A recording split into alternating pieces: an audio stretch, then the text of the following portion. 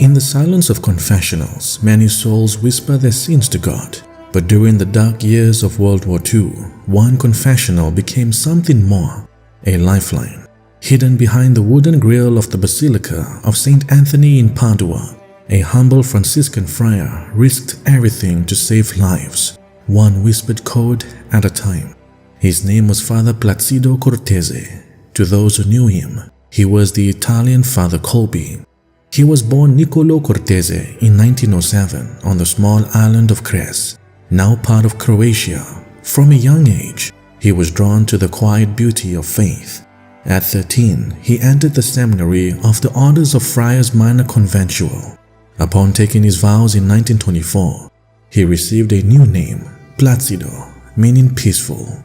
He would live up to that name in ways the world could scarcely imagine. After years of study at the St. Bonaventure Theological College in Rome, he was ordained a priest in 1930, a young friar of just 23, offering his first Mass at the majestic Basilica of St. Mary Major. Father Placido was sent to the Basilica of St. Anthony in Padua, a place where the prayers of pilgrims filled the air and where his talents would soon shine. He became the director of Il Messaggero di Sant'Antonio, the Messenger of St. Anthony, a Catholic magazine that, under his leadership, grew by more than 500,000 readers. Through the printed word, Father Placido brought the gospel to homes across Italy, never knowing that one day, those same printing presses would serve a much more dangerous purpose. When the German army occupied Padua, fear spread like a shadow across the land.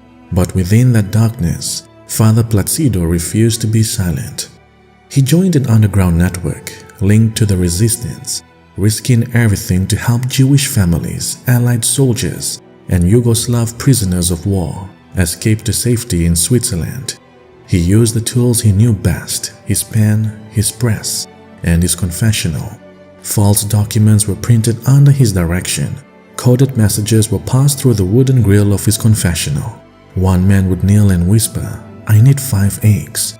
It meant 5 souls needed false papers to cross the border. Another would say, "We need 3 kilos of flour, 3 more lives in need of refuge." Each code, each word, was a step closer to salvation or to death. From the outside, it seemed ordinary, a priest hearing confessions, but heaven knew otherwise.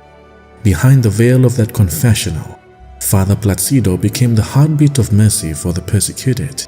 Every whisper, every confession, every code, a prayer turned into action. He was no soldier, no general, and yet, to the Nazi occupiers, he was a great threat, a man of conscience and courage, an ideological militant, as they called him. In October of 1944, the Gestapo devised a cruel trap. 2 SS officers approached the friary walls of Padua, the monastery, protected under the sovereignty of the Holy See. They claimed someone was in desperate need of the priest's help. Moved by compassion, Father Placido stepped beyond the gate. He never returned. He was taken to a Gestapo bunker in Trieste, and there the tortures began. Father Placido was beaten, humiliated, and broken in body. But his spirit never wavered. Even under the fiercest torment, he revealed no names, no allies, no secrets. After weeks of agony, his body gave out.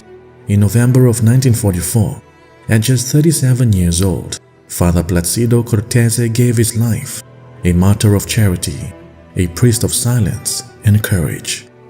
Today, his confessional in the Basilica of St. Anthony remains a place of prayer, a silent testament to the power of faith and to one man who turned mercy into defiance.